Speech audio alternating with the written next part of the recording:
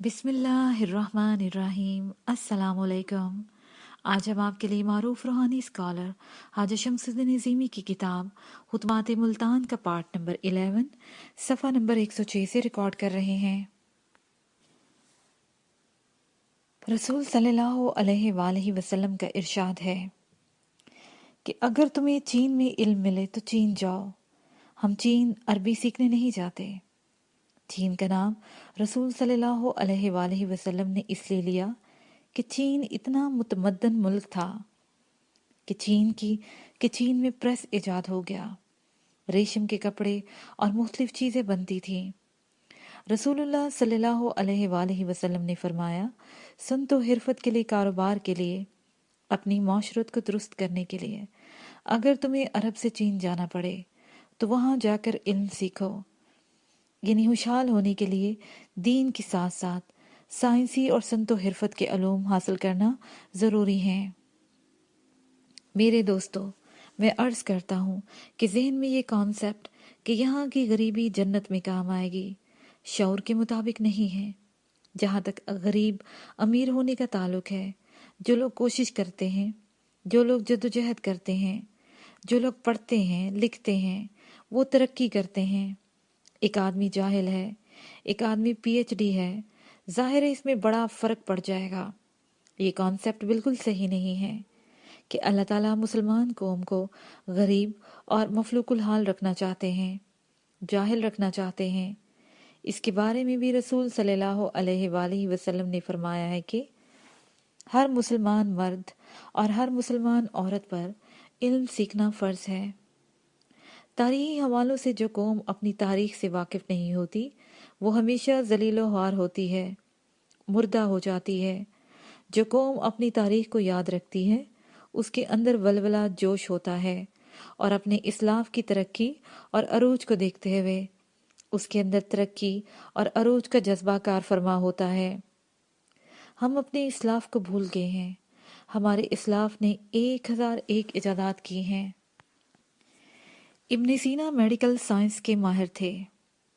उन्होंने इल्मुल अब्दान का नक्शा बनाया और जिस्मानी हरारत नापने का आला इजाद किया जो थर्मामीटर की सूरत में मौजूद है। अबू बकर मोहम्मद बिन ज़िक्रिया अल राज़ी को सर्जरी में महारत हासिल थी। ऑपरेशन के बाद जिल्द को सीने का तरीका भी उन्होंने इजाद किया। अबुल कासिम अब्बास इब्ने फरनास हवा में उड़ने के तजर्बे करते रहे। उनकी कोशिशों के नतीजे में हवाई जहाज़ की इजाद हुई। अब्दुल मालिक अस्मी ने इल्म रियाजी, इल्म हैवानात, नबातात और इंसान की पैदाइश और इर्तिका पर तहकीक की। एस्ट्रोनॉमी, ज्योमेट्री की बुनियाद मुसलमानों ने डाली। Blood circulation, vaccination, bone fracture के अलूम मुसलमानों ने मुतारिफ करवाए। टाउन प्लानिंग और आज की जदीद कैमरों का बुनियाद का सेहरा भी उन्हीं के सर पर है। अक्सर अलूम यूरोप में इस्लामी दुनिया से मुंतकिल हुए हैं। ये बड़े बड़े साइंसदान जो सारी दुनिया पर हुक्मरान हैं, इनकी पोजीशन मुसलमानों से ज़्यादा खराब थी। तारीख पर हमारी नज़र होनी चाहिए। जो आदमी यहाँ पैदा हुआ है उसे बहरहाल दुनिया छोड़ कर जाना है। हमारी ज़िंदगी का एक रुख हमें दुनियावी आसाइश फ्राहम करता है और एक रुख हमें आखिरत की आसाइश फ्राहम करता है। इसके लिए हमारे पास रसूलुल्लाह सल्लल्लाहु अलैहि वसल्लम की अमली ज़िंदगी है। आसान तरीका ये है कि रसूल सल्लल्लाहु अलैहि वसल्लम ने जो पसंद फरमाया है, दुनियावी एतबार से हो या आखिरत के एतबार से हो, उसे हम अपना लें और रसूलुल्लाह सल्लल्लाहु अलैहि वसल्लम ने जो पसंद नहीं फरमाया उसे तर्क कर दें। रसूलुल्लाह सल्लल्लाहु अलैहि वसल्लम ने अफ़्व दरगुजर फरमाया, हिंदा जैसी खातून को माफ़ कर दिया। मैंने पढ़ा है कि वहशी जब रसूलुल्लाह सल्लल्लाहु अलैहि वसल्लम के सामने आता था तो शर्मिंदा होता था। उसे याद आ जाता था कि मैंने रसूलुल्लाह सल्लल्लाहु अलैहि वसल्लम के चचा का खून किया है। रसूलुल्लाह सल्लल्लाहु अलैहि वसल्लम ने जब महसूस किया कि वहशी शर्मिंदा होता है, हजूर सल्लल्लाहु अलैहि वसल्लम ने फरमाया, इससे कहो कि मेरे सामने ना आया करे। हजूर सल्लल्लाहु अलैहि वसल्लम चाहते थे कि वहशी को नदामत ना हो عفو و درگزر کی یہ کتنی بڑی شان ہے کہ ہندا کو معاف کر دیا، قرضے معاف کر دیے، اپنے خاندان کے خون معاف کر دیے۔ سیرت طیبہ میں ہمیں ہدایت دیتی ہے کہ جب ہم دنیاوی زندگی میں کسی ایسے موڑ پر آ جائیں جہاں ہمیں معاف کرنا چاہیے تو ہمیں معاف کر دینا چاہیے، اس لیے کہ رسول اللہ صلی اللہ علیہ وآلہ وسلم کی یہ پسندیدہ عادت ہے۔ جب ہیرات کا مسئلہ ہو تو ہمیں رسول اللہ صلی اللہ علیہ وآلہ وسلم کی سیرت سے سبق لینا چاہیے اور دل کھول کر ہیرات کرنی چاہیے۔ جب فضول خرچی سے رکنے کا مسئلہ ہو تو ہمیں فضول خرچی سے بچنا چاہیے۔ اسی طرح حقوق العباد، میاں بیوی کے حقوق، والدین کے حقوق، پڑوسیوں کے حقوق، ملک و قوم کے حقوق پورے کرنے چاہیے۔ پروفیسر ڈاکٹر نور الدین جامی صاحب، ماشاءاللہ خوشی ہوئی کہ آج محترم عظیمی صاحب نے سیرت رسول صلی اللہ علیہ وآلہ وسلم پر اپنا لیکچر مرحمت فرمایا۔ آج کی گفتگو کے حوالے سے طلبہ اور طالبات کے اذہان میں کوئی سوال ہو تو وہ بلا جھجک سوال کر سکتے ہیں۔ سوال: عظیمی صاحب، آپ نے فرمایا کہ حضور صلی اللہ علیہ وآلہ وسلم کے معجزات کی جو تفصیل اور استدلال ہے وہ آج کل کے حوالے سے سائنسی دور میں بھی ثابت ہو چکا ہے۔ درختوں کا رونا، باتیں کرنا ثابت ہو چکا ہے۔ سوال یہ ہے کہ کنکریوں نے کلمہ کس طرح پڑھا؟ وضاحت فرمائیں۔ جواب: پتھر پیدا ہوتے ہیں اور بچپن گزارتے ہیں اور جوان بھی ہوتے ہیں۔ جتنی بھی معدنیات ہیں سب پتھروں میں شمار ہوتی ہیں۔ سلیکون بھی معدنیات میں شامل ہے۔ سلیکون کی وجہ سے آپ کے موبائلز اور سیٹلائٹ وغیرہ چل رہے ہیں۔ یہ دھات سنی بھی ہے، آپ کی آواز کو ذخیرہ بھی کرتی ہے اور بعد میں واپس بھی کرتی ہے۔ سوال: سوالات کے جواب مختلف جواب پیش کیے جاتے ہیں، اس سلسلے میں وضاحت فرمائیں۔ جواب: تبلیغی سلسلے میں روم گیا، وہاں ایک مولوی صاحب مجھ سے بہت ناراض ہوئے کہ سیرت کی کتاب میں آپ نے حضرت موسیٰ علیہ السلام کا ذکر کیا ہے اور لکھا ہے کہ یہ سب اسرائیلیات ہیں۔ میں پوچھنا چاہتا ہوں کہ کیا آپ اپنے اسلاف سے زیادہ جانتے ہیں؟ میں نے کہا، میں ایک معنی میں اپنے اسلاف سے بہت زیادہ جانتا ہوں۔ میرے اسلاف کو ٹیلی فون کا پتہ نہیں تھا، کمپیوٹر کا پتہ نہیں تھا، موبائل کے بارے میں وہ کچھ نہیں جانتے تھے۔ میرے ابا جی کے پاس سائیکل نہیں تھی، میں نے ترقی کر کے 42 روپے میں سائیکل خریدی۔ میرے بچوں نے 10-10 لاکھ کی گاڑیاں خریدی۔ میرے پوتے نواسے کمپیوٹر استعمال کرتے ہیں۔ میرے پردادا نے ہوائی جہاز میں سفر نہیں کیا، آج ہوائی جہاز میں لوگ سفر کرتے ہیں۔ دل کی سرجری، گردوں کا ٹرانسپلانٹ پہلے زمانے میں نہیں ہوتا تھا۔ لڑائیاں لاٹھیوں اور تلواروں سے ہوتی تھیں، اب میزائل اور ایٹم بم بن گئے ہیں۔ محترم مولانا صاحب، بات یہ ہے کہ جتنی ذہن میں بالیدگی آ گئی ہے، جتنا ذہن میں ارتقا ہو گیا ہے، اس کے حساب سے اگر ہم اپنے بچوں کو کچھ پیش کریں گے تو وہ اسے قبول نہیں کریں گے کہ ان کے ذہن بڑے ہو گئے ہیں۔ اپنے بچوں کے مقابلے میں ہمارے ذہن بہت چھوٹے ہیں۔ اس زمانے میں 5 سال کا بچہ کمپیوٹر گیمز کھیلتا ہے، میرے پوتے کی عمر 5 سال ہے، ایسے ایسے گیمز کھیلتا ہے جو مجھے نہیں آتے۔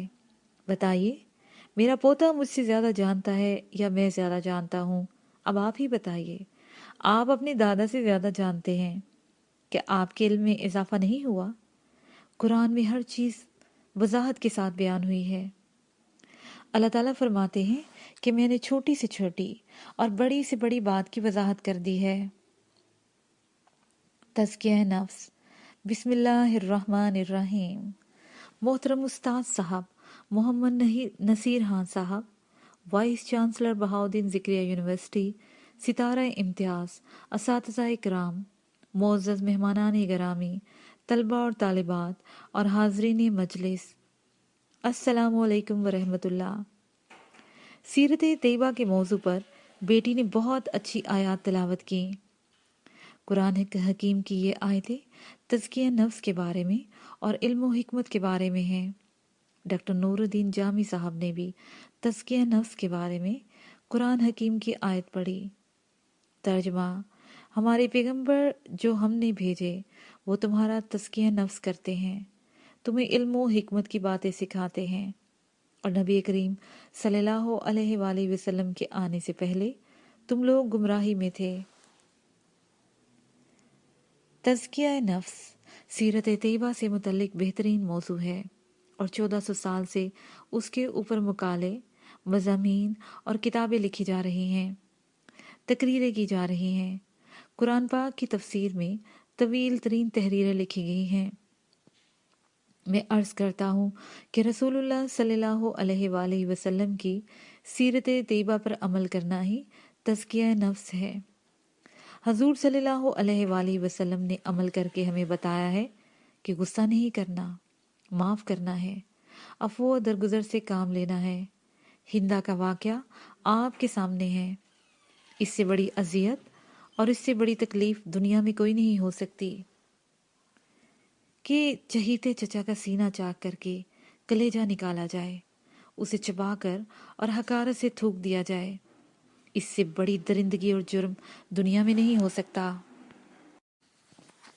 لیکن جب ہندا رسول اللہ صلی اللہ علیہ وآلہ وسلم کی خدمت میں حاضر ہوئی اور اسلام قبول کر لیا اور اس نے معافی مانگی تو رسول پاک صلی اللہ علیہ وآلہ وسلم نے اسے معاف کر دیا۔ سیرت طیبہ آج کا موضوع ہے۔ اس موضوع سے متعلق علم و حکمت کی تلاش کرنا ہمارا مقصد ہے، لیکن ہم چاہتے ہیں کہ یہ معلوم ہو جائے کہ نفس کیا ہے۔ ہمیں نفس کے بارے میں قرآن سے جو استدلال ملتا ہے اور احادیث سے جو رہنمائی ہوتی ہے، رسول صلی اللہ علیہ وآلہ وسلم نے فرمایا، جس نے اپنے نفس کو پہچانا اس نے اپنے رب کو پہچان لیا۔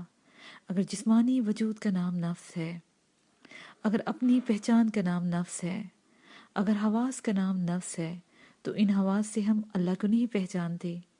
کون آدمی یہ کہہ سکتا ہے کہ میں اپنے آپ کو نہیں جانتا؟ اگر نفس سے مراد فزیکل باڈی ہے، اگر نفس سے مراد ہمارے حواس ہمسا ہیں، سننا، دیکھنا، بولنا، چھونا، محسوس کرنا ہے، اگر نفس سے مراد سونا جاگنا، کھانا پینا، شادی بیاہ کرنا ہے، اگر بچوں کی محبت، والدین کی محبت نفس ہے، زندگی کے ان عوامل سے اللہ کو کسی نے نہیں پہچانا۔ اللہ تعالیٰ فرماتے ہیں، نگاہ اس کا احاطہ نہیں کر سکتی اور وہ نگاہوں کا احاطہ کر لیتا ہے۔ اس کا مطلب یہ ہوا کہ کوئی آنکھ اللہ کا ادراک نہیں کر سکتی، اللہ خود آنکھ کا ادراک بن جاتا ہے۔ اگر نفس سے مادی وجود مراد ہے، ہاتھ، آنکھ، کان، پیر یا فزیکل باڈی مراد ہے، تو جب ہم مر جاتے ہیں، ہاتھ، پیر، آنکھ، دماغ، دل کام نہیں کرتے، ہر چیز موجود ہوتی ہے۔ مرنے کے بعد اس مادی وجود کو قبر میں اتار دیا جاتا ہے، جسم کی طرف سے کوئی مزاحمت نہیں ہوتی۔ مرنے کے بعد ہندو مادی وجود کو چتا پر رکھ کر جلا دیتے ہیں، کوئی مزاحمت نہیں ہوتی۔ مادی وجود کو دفنا دیتے ہیں، جلا دیتے ہیں، کوئی مزاحمت نہیں ہوتی۔ گدھ اور چیل کوے کھا جاتے ہیں، جسم کی طرف سے کوئی مزاحمت نہیں ہوتی۔ مردہ جسم کے پیر میں رسی باندھ کر پورے ملتان شہر میں گھسیٹتے پھریں، یہ مادی وجود آپ سے نہیں کہے گا کہ مجھ پر ظلم کیوں کر رہے ہو۔ مردہ وجود کے آپ ٹکڑے ٹکڑے کر دیں، جسم ایک سسکاری بھی نہیں بھرے گا۔ سیدھی سی بات ہے، مادی وجود نفس نہیں ہے۔ نفس وہ ہے جس نے مادی وجود کو متحرک کیا ہوا ہے، سنبھالا ہوا ہے، جس نے اس مادی وجود کو قوت سماعت، قوت بصارت اور قوت لمس منتقل کی ہوئی ہے۔ حضور پاک صلی اللہ علیہ وآلہ وسلم کا ارشاد ہے، جس نے اپنے نفس کو پہچان لیا اس نے اپنے رب کو پہچان لیا۔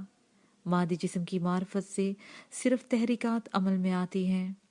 ہم اس بات کو جانتے ہیں کہ کروموسوم کے ملاپ سے جب ماں کے پیٹ میں وجود بنتا ہے تو اس وجود میں حرکت اور حواس اس وقت پیدا ہوتے ہیں جب اس وجود کے اندر روح داخل ہوتی ہے۔ اگر اس وجود کے اندر روح داخل نہ ہو تو वजूद की नशोनुमा नहीं होती। अल्लाह ताला फरमाते हैं, हमने बजनी मट्टी से पुतला बनाया और इस पुतले के अंदर अपनी रूह फूंक दी, और जब हमने इस पुतले के अंदर अपनी रूह फूंक दी तो पुतला चलने फिरने लगा, बोलने सुनने लगा। मिसाल एक टॉय है, चाबी से चलने वाला खिलौना। इसमें चाबी होगी तो चलता है, उछलता है, दौड़ता है, आवाजें निकालता है। लेकिन जब इसके अंदर चाबी खत्म हो जाती है तो वो डेड बॉडी की तरह ढेर हो जाता है, ना उछलता है, ना कूदता है, ना उसमें से कोई आवाज निकलती है। हम करंट को नहीं देख रहे हैं जिससे वो खिलौना चल रहा है। जब तक चाबी उसके अंदर रहती है खिलौना उछल कूद करता रहता है, और जब चाबी खत्म हो जाती है खिलौने में हरकत नहीं रहती, लाश की तरह हो जाता है। इसी तरह इंसान के अंदर एनर्जी है, तवानाई और ताकत है। अल्लाह का अमर है, अल्लाह की फूंक है। अल्लाह का अमर ये है कि जब वो किसी चीज़ का इरादा करता है तो वो कहता है हो जा, और वो हो जाती है। किस तरह हो जाती है? पहले अल्लाह ताला ने पुतला बनाया और पुतले में अपनी रूह फूंकी। रसूलुल्लाह सल्लल्लाहु अलैहि वसल्लम फरमाते हैं, जिसने अपने नफ्स को पहचान लिया उसने अल्लाह को पहचान लिया। जिसने अपनी जान को पहचान लिया उसने अल्लाह को पहचान लिया। जिसने अपने अंदर अल्लाह के अमर को पहचान लिया उसने अल्लाह को पहचान लिया। जिसने अपनी रूह को पहचान लिया उसने अल्लाह को पहचान लिया। रूह और जिस्म के रिश्ता को समझना तज़किया नफ्स है, और जब नफ्स का तज़किया हो जाता है तो इल्म व हिकमत अल्लाह की पहचान का ज़रिया बन जाते हैं। तज़किया, जिस्म का तज़किया क्या है? जिस्म का तज़किया यही हो सकता है कि नहा लो, नमाज अदा कर लो, दरवाज़ा खोलो, अच्छे अहलाक से पेश आओ, किसी की दिल आज़ारी ना करो, अल्लाह वहदहु ला शरीक की परस्तिश करो, शरीयत मुताहरा पर अमल करो, गैर शरई बातों पर अमल ना करो। फिल वक्त सूरत हाल ये है कि एक आदमी 80 साल तक नमाज पढ़ता है लेकिन वो ये नहीं कह सकता कि मुझे इरफान इलाही हासिल हो गया है। इसका मतलब ये हरगिज़ नहीं कि आप नमाज न पढ़ें। नमाज फ़र्ज है, किसी हाल में नहीं छोड़ सकते। अगर हम नमाज नहीं अदा करेंगे तो तज़किया नफ्स तक हम नहीं पहुँचेंगे। नमाज, रोज़ा, हज, ज़कात और शरीयत तज़किया नफ्स तक पहुँचने का रास्ता है। जब आदमी रास्ते पर चलेगा ही नहीं तो मंजिल तक कैसे पहुँचेगा? इंसान ज़िंदगी दो रूहों में गुजारता है। ज़िंदगी का एक रूह ये है कि हम चल फिर रहे हैं, शरीयत मुताहरा पर अमल कर रहे हैं, रिज़्क़ के हसूल के लिए मेहनत मजदूरी कर रहे हैं। मैं आपको देख रहा हूँ, आप मुझे देख रहे हैं। ज़िंदगी का दूसरा रुख ये है कि इंसान जिस्मानी वजूद के बगैर ज़िंदगी गुजारता है। आप सोच रहे होंगे कि जिस्मानी वजूद के बगैर इंसान कैसे ज़िंदगी गुजारता है। अजीज़ तलबा और तालिबात और असातिज़ा इकराम, गौर फरमाइए। हम रात को सोते हैं, सोने की हालत में हमारा जिस्म वजूद चारपाई पर, ज़मीन पर, फर्श पर होता है। हम सो जाते हैं, हमारे अंदर से हम खुद निकलते हैं। औरत के अंदर से एक औरत निकलती है, मर्द के अंदर से एक मर्द निकलता है, जवान आदमी के अंदर से जवान आदमी निकलता है, बूढ़ी औरत के अंदर से बूढ़ी औरत निकलती है। वो औरत या मर्द चलता है, फिरता है, खाता है, डरता है और खुश होता है, रेगिस्तान में घूमता है, बागों की सैर करता है। जन्नती तलज़्ज़ुज़ में गुस्ल वाजिब हो जाता है। गुस्ल किए बगैर नमाज पढ़ना जायज़ नहीं है। सांप देखकर आदमी खौफज़दा हो जाता है, दिल धड़कता है, पसीने में शराबूर हो जाता है, हाथ पैर सुन हो जाते हैं। इसके बरक्स बाग, रवशें, गुलाब के तख्ते देखता है, चंपा, चंबेली, मोतिया के फूलों की खुशबू आती है, तालाब में मछलियाँ और कमल के फूल देखता है, आबशारें और बर्फ से ढकी हुई पहाड़ियाँ देखता है, आँख खुलती है, खुश होता है। एक बहन अपने भाई को ख्वाब में देखती है, उसके सर पर सेहरा बंधा हुआ है, उसकी शादी हो रही है। بہن اس طرح خوش ہوتی ہے جیسے سچ مچ اس کے بھائی کی شادی ہو رہی ہے۔ یہ ایسی حقیقتیں ہیں کہ کوئی انسان انکار نہیں کر سکتا۔ ہر آدمی اس زندگی سے لازماً گزرتا ہے۔ ایک رخ میں انسان جسمانی وجود کے ساتھ زندگی گزارتا ہے اور دوسرے رخ میں انسان مادی جسم کے بغیر حام میں زندگی گزارتا ہے۔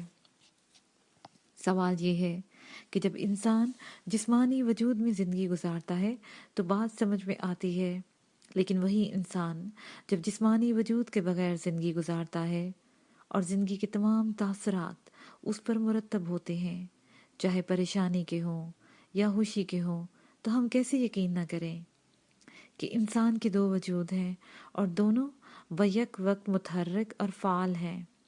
سوال یہ ہے کہ وہ کون سا انسان ہے جو مادی وجود کے بغیر سفر کرتا ہے، مادی وجود کے بغیر سیر کرتا ہے، مادی وجود کے بغیر دہشت زدہ ہو جاتا ہے، اس طرح دہشت زدہ ہو جاتا ہے کہ جسم پسینے میں شرابور ہو جاتا ہے۔ دراصل یہ ایک پردہ ہے جو انسان کو مادی وجود سے قریب کرتا ہے، اور ایک دوسرا پردہ ہے جو انسان کو روحانی وجود سے قریب کرتا ہے۔ قرآن کی زبان میں اسے ظاہری اور باطنی رخ کہتے ہیں۔ انسان کا ایک ظاہری رخ ہے اور انسان کا ایک باطنی رخ ہے۔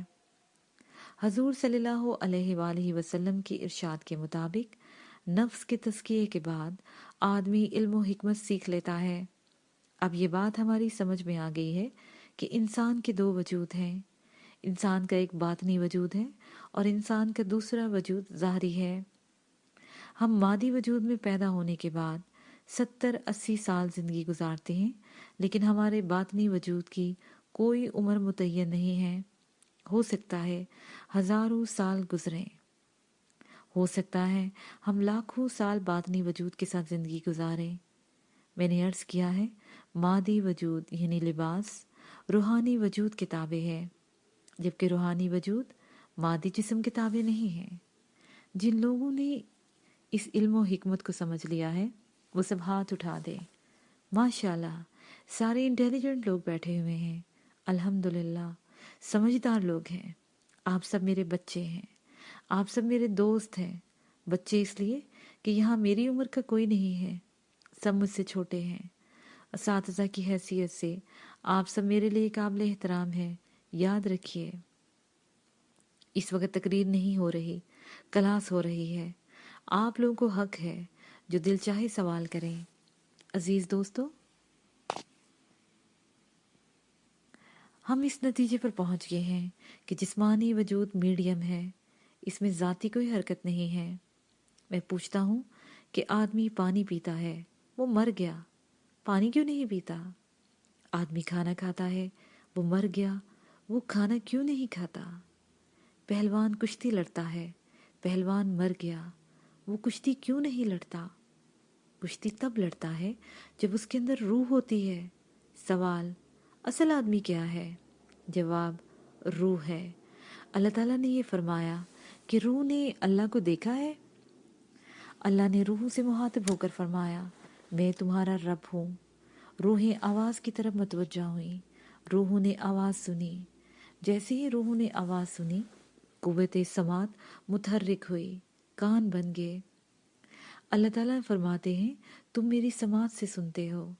روحوں نے اللہ کی آواز سنی، الست بربکم۔ آواز سننے کے بعد روحیں اللہ کی طرف متوجہ ہوئیں تو انہوں نے دیکھا کہ اللہ تعالیٰ موجود ہے۔ جیسے ہی روحوں نے دیکھا کہ اللہ تعالیٰ سامنے موجود ہے، بصارت منتقل ہو گئی۔ اللہ کی آواز آئی، کان بن گئے، پھر اللہ تعالیٰ کا دیدار ہوا، بصارت بن گئی اور روحوں نے اللہ کو دیکھا۔ عرض کیا، جی ہاں، ہم اس بات کا اقرار کرتے ہیں کہ آپ ہمارے رب ہیں۔ میرے دوستو، ہم ازل کے دن اللہ تعالیٰ کی آواز سن کر، اللہ کو دیکھ کر اس کی ربوبیت کا اقرار کر چکے ہیں۔ روح نے اللہ کو دیکھا، روح نے اللہ کی آواز سنی، روح نے اللہ کی ربوبیت کا اقرار کیا۔ نبی کریم صلی اللہ علیہ وآلہ وسلم اور اللہ کے پیغمبر جب نفسوں کا تزکیہ کرتے ہیں تو وہ انسانوں کو ایسی علم و حکمت کی باتیں بتاتے ہیں کہ انسان اگر ان کی طرف متوجہ ہو جائے تو وہ زندگی کا مقصد حاصل کر لیتا ہے۔ ماشاءاللہ۔ ڈین، چیئرمین، فیکلٹی کے معتبر طلباء اور طالبات جمع ہیں۔ بتائیے کون آدمی یہ کہہ سکتا ہے کہ میری روح نے اللہ تعالیٰ کو نہیں دیکھا؟ روح اللہ کی آواز نہ سنتی تو کان نہ ہوتے، اگر روح اللہ کو نہ دیکھتی تو آنکھیں نہ ہوتی، روح اللہ کو نہ دیکھتی تو آپ کے اندر تجسس پیدا نہ ہوتا، تفہیم پیدا نہ ہوتی، اقرار اور انکار کی حس پیدا نہ ہوتی۔ میں اس لیے سنتا ہوں کہ میرے کان اللہ کی آواز سن چکے ہیں، میں اس لیے ساری دنیا کو روشن دیکھتا ہوں کہ میری آنکھ اللہ کو دیکھ چکی ہے۔ میں اقرار اور انکار اس بنیاد پر کرتا ہوں کہ ازل میں اللہ کی ربوبیت کا اقرار کر چکا ہوں۔ تزکیہ نفس سے مراد یہ ہے کہ انسان مفروضہ اور حقیقی حواس سے آگاہی حاصل کرے۔ اس کا طریقہ کار یہ ہے کہ ہم اپنی روح، اپنے نفس سے واقف ہو جائیں۔ روح ہمارے اندر ہے، روح ہمارے اندر ہے، روح ہمارا انر ہے، روح ہماری اصل ہے۔ ہم جب روح کو ڈھونڈیں گے تو کیا کریں گے؟ اپنے اندر جھانکیں گے، اپنے اندر دیکھیں گے، اپنے اندر تلاش کریں گے۔ میرے دوستو، اپنے اندر جھانکنا مراقبہ ہے۔ مراقبہ کو انگریزی میں کنسنٹریشن کہتے ہیں، اردو میں ارتکاز توجہ کہتے ہیں۔ اب ہمارے لیے کیا سلیبس بنا جس کو ہم آسانی سے فالو کر سکیں؟ سب سے پہلے ہمیں رسول اللہ صلی اللہ علیہ وآلہ وسلم کی سیرت طیبہ کو پڑھنا ہوگا، اتنا پڑھنا ہوگا کہ حضور کا اسوہ حسنہ ہمارے اوپر جاری اور ساری ہو جائے اور ہم اسلام میں پورے داخل ہو جائیں۔ اللہ تعالیٰ فرماتے ہیں میرے نبی اپنی طرف سے کوئی بات نہیں کہتے، ہم جو کہتے ہیں وہی کہتے ہیں۔ جب رسول اللہ صلی اللہ علیہ وآلہ وسلم کی سیرت طیبہ پڑھ کر ہم اس کو اپنے اوپر نافذ کر لیں گے تو اس کا نتیجہ یہ ہوگا کہ ہم بھی وہی کریں گے جو اللہ چاہتا ہے۔ یہ کوئی مشکل راستہ نہیں ہے، اس سے زیادہ دنیاوی علوم سیکھنا مشکل ہے۔ میٹرک کرنے میں 35,600 گھنٹے لگتے ہیں۔ آپ روزانہ مراقبہ کریں، 15 منٹ صبح، 15 منٹ شام۔ مراقبے میں اپنی ریالٹی تلاش کریں، اپنی حقیقت تلاش کریں، اپنے نفس کو دیکھیں۔ آپ ضرور نفس سے واقف ہو جائیں گے۔ جو اپنے آپ کو جان لے گا وہ خدا کو پہچان لے گا۔ اللہ تعالیٰ سب کا حامی و ناصر ہو۔ میں اساتذہ اکرام ڈاکٹر ظفر اللہ صاحب، سعید صاحب، وی سی صاحب اور ڈاکٹر نور الدین جامی صاحب اور تمام حاضرین کا شکریہ ادا کرتا ہوں کہ آپ نے مجھے یہاں بلایا اور میری باتیں سنی۔ اللہ تعالیٰ مجھے اور آپ کو عمل کرنے کی توفیق دے۔ یہاں ملتان میں مراقبہ حال قائم ہے اور اس کے نگران جناب کنور طارق عظیمی صاحب ہیں۔ مراقبے کے سلسلے میں مزید معلومات حاصل کرنے کے لیے یا مراقبہ سیکھنے کے لیے سینٹر موجود ہے اور سلسلہ عظیمیہ کے تحت اس وقت ساری دنیا میں 73 سینٹرز کام کر رہے ہیں۔ آپ سے مؤدبانہ التماس ہے کہ آپ دعا کریں کہ اللہ تعالیٰ کی فضل و کرم سے، اللہ کی دی ہوئی توفیق سے ہم نے جو رسول اللہ صلی اللہ علیہ وآلہ وسلم کا روحانی اور تبلیغی مشن شروع کیا ہے، اللہ تعالیٰ اس میں ہمیں کامیابی عطا فرمائے۔ آمین یا رب العالمین۔ آپ حضرات کا بہت بہت شکریہ۔ 30 کروڑ لوح محفوظ۔ اعوذ باللہ من الشیطان الرجیم، بسم اللہ الرحمن الرحیم۔ الحمدللہ رب العالمین وما ارسلناک الا رحمۃ العالمین الا رحمۃ للعالمین۔ یہ لیکچر میلاد النبی صلی اللہ علیہ وآلہ وسلم کے سلسلے میں پیش کیا جا رہا ہے۔ اللہ تعالیٰ مجھ عاجز بندی کو توفیق عطا فرمائے کہ میں رسول اللہ صلی اللہ علیہ وآلہ وسلم کی سیرت پر معروضات پیش کر سکوں۔ حاضرین مجلس، محترم اساتذہ اکرام، طلباء اور طالبات سے درخواست ہے کہ وہ دعا فرمائیں کہ اللہ تعالیٰ مجھے رسول اللہ صلی اللہ علیہ وآلہ وسلم کی سیرت طیبہ پر کچھ عرض کرنے کی سعادت عطا فرمائے۔ آمین یا رب العالمین۔ اللہ تعالیٰ اپنے تعارف کے لیے فرماتے ہیں کہ سب تعریفیں اللہ کے لیے ہیں جو عالمین کا رب ہے، اور اپنے محبوب بندے حضرت محمد رسول اللہ صلی اللہ علیہ وآلہ وسلم کا تعارف کراتے ہوئے اللہ تعالیٰ فرماتے ہیں وَمَا أَرْسَلْنَكَ إِلَّا رَحْمَةً لِّلْعَالَمِينَ، ہم نے اسے رسول اللہ صلی اللہ علیہ وآلہ وسلم کو آپ کو عالمین کے لیے رحمت بنا کر بھیجا ہے۔ الحمدللہ رب العالمین، سب تعریفیں اللہ تعالیٰ کے لیے ہیں جو عالمین کا رب ہے۔ غور فرمائیں، سب تعریفیں اللہ تعالیٰ کے لیے ہیں جو عالمین کا رب ہے، یعنی اللہ تعالیٰ کی ذات اللہ ہے اور اللہ تعالیٰ کی ذات کی صفات ربوبیت ہے۔ اگر اس دنیا کو ہم ایک عالم سمجھ لیں تو عالمین سے مراد یہ ہے کہ دنیا ایک نہیں ہے، بے شمار دنیایں ہیں، جیسے ہماری دنیا ہے۔ ان دنیاؤں میں سورج طلوع ہوتا ہے، غروب ہوتا ہے، اسی طرح بے شمار عالمین ہیں۔ جب ہم ایک دنیا کا تذکرہ کرتے ہیں تو اس دنیا میں ہمیں زمین کے ساتھ ساتھ مشرق و مغرب، شمال و جنوب کی سمتوں کا علم بھی حاصل ہوتا ہے، معدنیات، نباتات، جمادات اور دوسری مخلوقات کا علم حاصل ہوتا ہے۔ زمین پر چوپائے ہیں، پرندے ہیں، زمین پر درخت ہیں، بے شمار گیسز ہیں، زمین پر سمندر ہے، سمندر کی مخلوق ہے۔ طلب یہ ہوا کہ عالم سے مراد وہ دنیا ہے جس میں اللہ تعالیٰ کی بے شمار مخلوقات موجود ہیں، اور زندگی گزارنے کے لیے مخلوق کو اللہ تعالیٰ کی طرف سے وسائل فراہم کیے جاتے ہیں۔ مثال، دنیا میں جب بچہ پیدا ہوتا ہے، جب وہ دنیا میں آتا ہے تو اس بچے کے لیے زندگی کے تمام وسائل پہلے سے موجود ہوتے ہیں۔ ایسا نہیں ہوتا کہ جو بچہ یہاں پیدا ہوتا ہے وہ محنت مزدوری سے رزق کماتا ہو، اس کے لیے پہلے سے ہر چیز موجود ہوتی ہے۔ ہم دیکھتے ہیں کہ جب بچہ اس دنیا میں آتا ہے تو پیدا ہونے سے پہلے اللہ تعالیٰ ماں کے سینے کو دودھ سے بھر دیتا ہے، زمین پہلے سے موجود ہے، ہوا، آکسیجن موجود ہے، اور ماں کی خورد و نوش کا سارا سامان بھی پہلے سے موجود ہے۔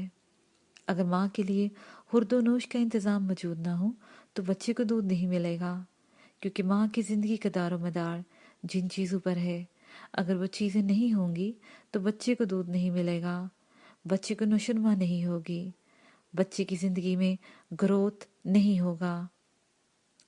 عالم کا جب ہم تذکرہ کرتے ہیں تو دراصل عالم میں بے شمار چیزیں اور مخلوق کا تذکرہ کرتے ہیں۔ اس کے ساتھ ہی یہ پارٹ اپنے اختتام کو پہنچا۔